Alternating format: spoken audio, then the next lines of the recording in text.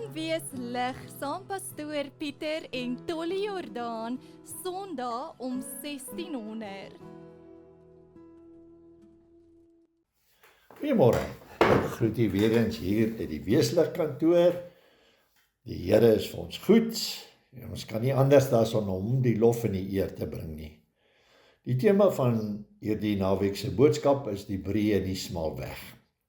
Ons lees dit in Matteus 7 vers 13, waar Jesus hierdie woorde sê: gaan in deur die nou poort. Want breed is die poort en wyd is die pad wat na die verderf lei. En daar is baie wat daarin ingaan. Vers 14, want die poort is nou en die pad is smal wat na die lewe lei. En daar is min wat dit vind.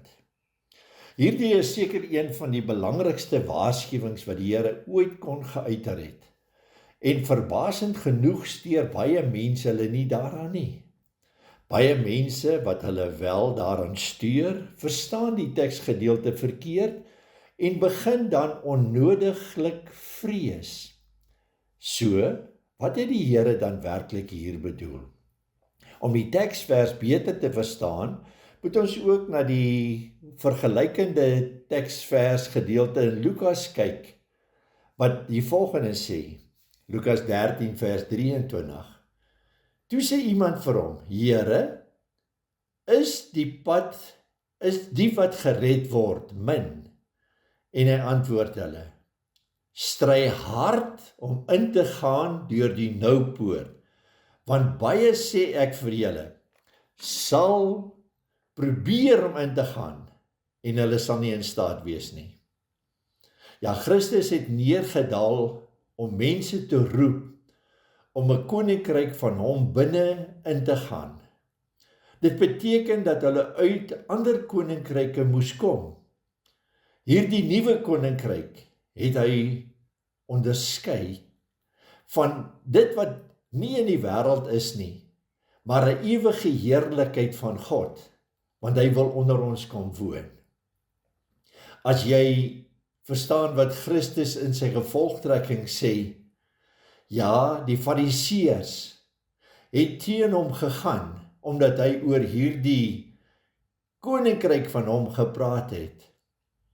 Ons moet daaraan dink, wat die Fariseërs het die breë pad vir hulle self gemaak. Hulle het buite die woord van die Here het hulle gekom, en sekere beginsels vir die mense geleer, en Jesus sê juis vir hulle, julle sit jukke op die mense se skouers wat julle self nie kan dra nie. Ja, hulle stel ander paaie, breër paaie voor. Hulle het 'n duidelike voorbeeld vir ons probeer gee, wat ons nie moet doen nie. Dink aan wat Jesus kom leer het in die saligsprekings, wat dui na die smal weg. Dink aan al die ongewone, bonatuurlike eienskappe van daardie mense soos jy jou dit voorstel. Onthou hoe Jesus met die eienskappe van die saligsprekinge mense begin leer het. En ons het gesien dat, omdat die mense is wat hulle is, die wêreld rondom hulle daarop sal reageer. En baie van die tyd is hierdie reaksie nie positief nie. Hulle sal waarskynlik nie van hulle gehou het en dit gevolg het nie. Maar selfs wanneer dit gebeur, moes hulle in hierdie wêreld bly en ander lyk en anders ruik as hierdie verlore gaande wêreld. En dis die milieu wat Jesus vir ons kom voorstel het. Ja, in sy saligsprekings het hy met ons kom praat oor die huwelik.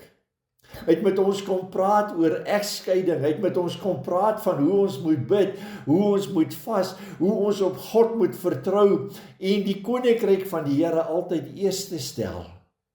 Terwyl die Fariseërs gekom het en hulle eie koninkryk probeer op die mense afdwing het, het die mense nie verstaan waarheen God eintlik met hulle op pad is nie.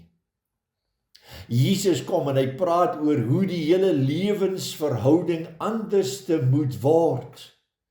Hy wys hoe ons voortdurend vertroue op God moet hê in ons lewe. Hy toon dat ons almal moet beskou vanuit die oogpunt van God en hoe God hulle beskou, eerder as om selfsugtige trots in die vergelyking betrokke te raak. Ja, hy het ons hierdie beginsels kom neerlê. Hy het ons geleer hoe om die vrede van God in ons hart te kry. Hy het stap vir stap gegaan en ons geleer hoe ons lewe te sien en hoe ons oor die lewe moet dink. Ek het probeer om met 'n paar beelde te plaas wanneer ons dit vertroud is. Ek dink daaraan aan die 4-baan snelweg as jy Johannesburg toe ry hier van waar ons is. En terwyl jy so ry, sal jy sien daar's 'n klein afdraai paadjie wat sê hier is 'n staproete na die natuurskoonheid van God. Die snelweg gaan na die besoedelde stad toe, 'n oorvol stad wat op die punt staan om die wedywering is van die een teenoor die ander. Ek wil beter wees as jy. Hulle is so selfvoldaan en het God nie nodig nie. Terwyl as jy agslaan en by die smal roete stop, gaan jy na 'n pragtige uitsig oor kilometers se ongehinderde woud, daar waar die rustigheid van God heers en waar jy makliker by God sal kan uitkom. Waarna ons hier kyk is 2 poorte, 2 bestemmings, 2 groepe mense.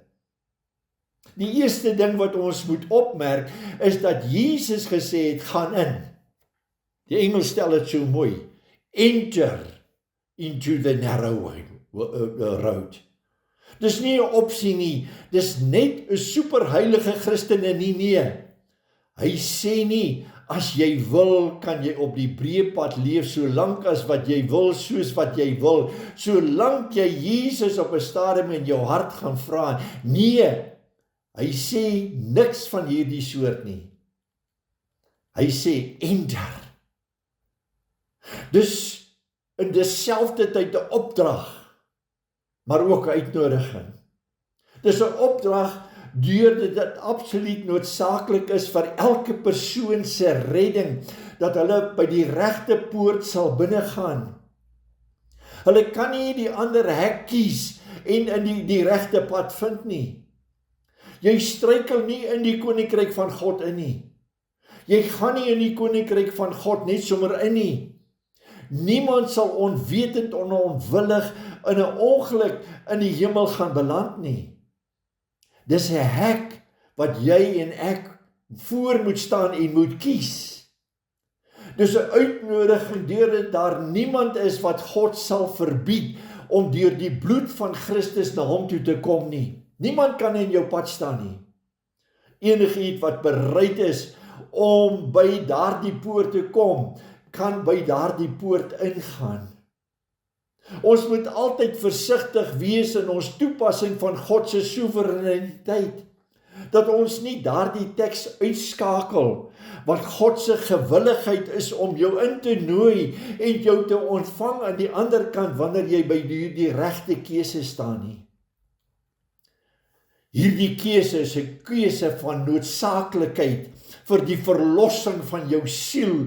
Hoor wat ek in hierdie dag vir jou sê. En God wil hê dat niemand moet verlore gaan nie, maar dat almal gered moet word. Dis soos God wat almal uitnooi. Ja, die Here se liefde dring hom daartoe om by elke ou stil te staan en te sê, ek gee vir jou hierdie keuse. Wil jy ingaan of wil jy nie ingaan nie? Daarom eis God dat ons by die noupoort sal binnegaan.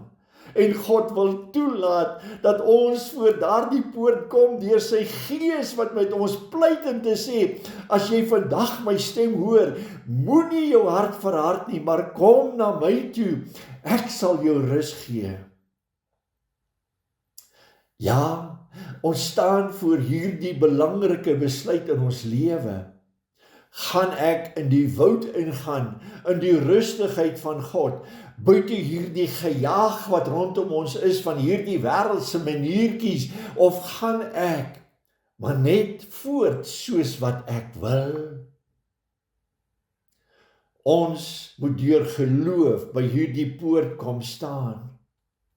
Jesus het alreeds in die Ou Testament met die volk gepraat, in Deuteronomium 30 vers 19 tot 20, en so ook op ander plekke in die woord.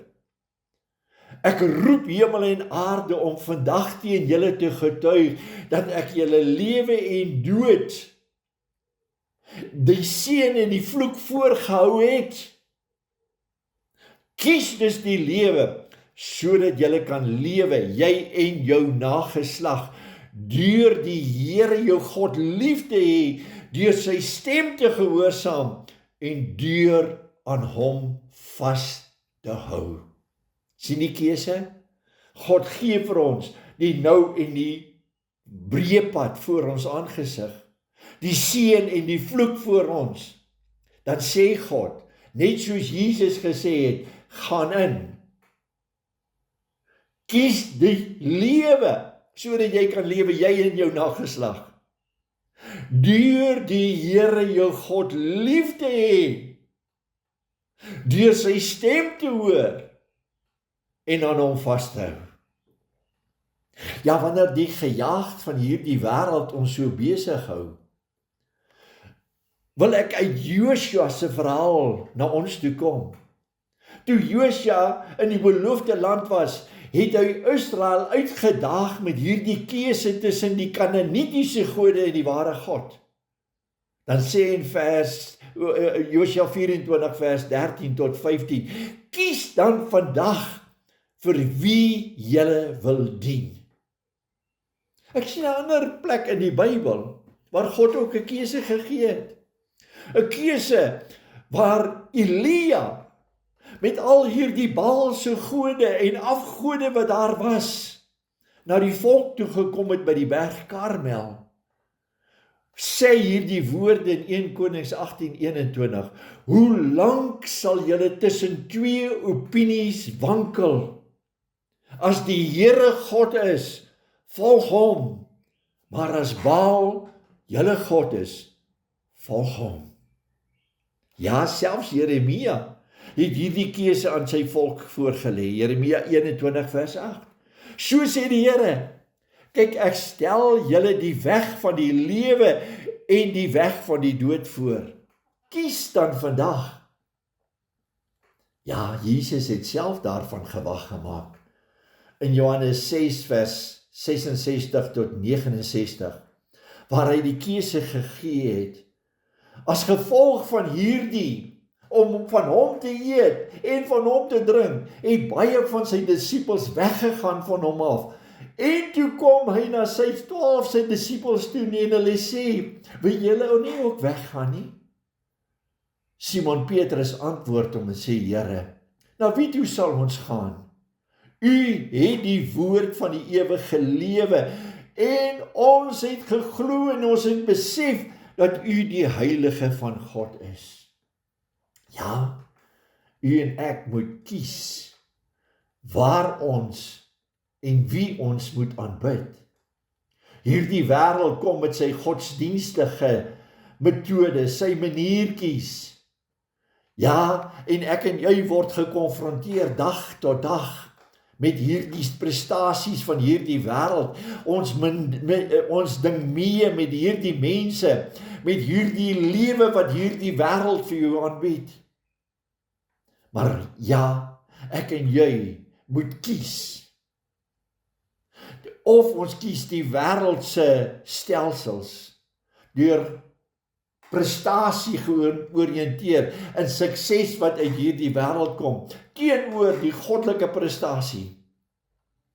Die een is die godsdiens van God se genade, die ander is die godsdiens van mense se werke.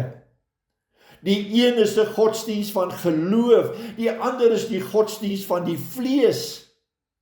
Die een is die godsdiens van die opregte hart en die innerlike wese wat aan God toegewy is. Die ander is 'n godsdiens van skynheiligheid en uiterlike prestasie. Binne die mense se stelsels is daar 4200 godsdienstige vormings en name waar jy godsdienst aan gekoppel kan word. Maar dien hulle werklik deur inspirasie God of deur inspirasie van hierdie wêreld, Satan? U en ek staan voor die poort. Een poort wat vir ons gegee word. Johannes 14 vers 6 sê, Jesus het vir hulle gesê, ek is die weg, ek is die waarheid, ek is die lewe. Niemand kom na die Vader behalwe deur my nie.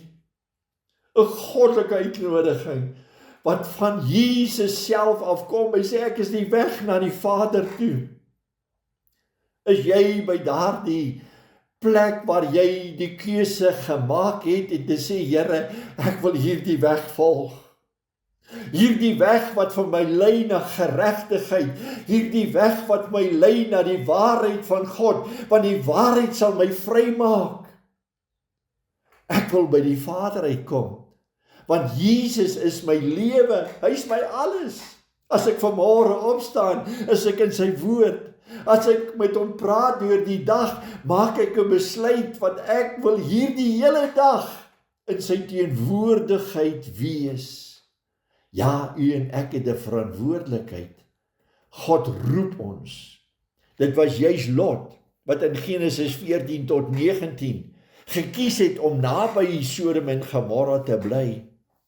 Later sien ek in hoofstuk 19, hoe hy binne in Sodom en Gomorra is. En ons weet wat met Sodom en Gomorra gebeur het. God stuur 2 engele om hom te gaan uithaal, om hom te red. Sy vrou kies egter om terug te kyk na die verlange van die soutpotte van Egipte. Ja, ons het 'n keuse in hierdie dag. Of ons staan by die vuur van God se Heilige Gees, die vuur wat binne in ons brand, sodat ons 'n verandering in hierdie wêreld kan bring. Ja, die mense kyk na u en my elke oomblik van die dag. Jesus sê in Johannes 10 vers 7, Voorwaar, ek sê vir julle, ek is die deur van die skape. Vers 9, ek is die deur. As iemand by my ingaan, sal hy gered word. Hy sal ingaan en uitgaan en veiding vind. Is my rus in hom. Ja, ek moet kies. Here, meer van u in my en minder van myself, sodat u meer kan word en ek 'n verskil kan maak in hierdie wêreld waarin ek lewe. Mag ons deur hierdie woord ons oë gefestig op Jesus kan hou, want hy is die volëinder van ons aangesig. Ja, hy is ons God. Die kerk kan ons nie red nie, net Jesus. En u staan voor die keuse dat ons godsvrugtige lewe deur sy Gees die vrugte sal dra. Sy beeld sal uitdra aan 'n verlore gaande wêreld. Mag die Here ons daartoe help. Amen en amen.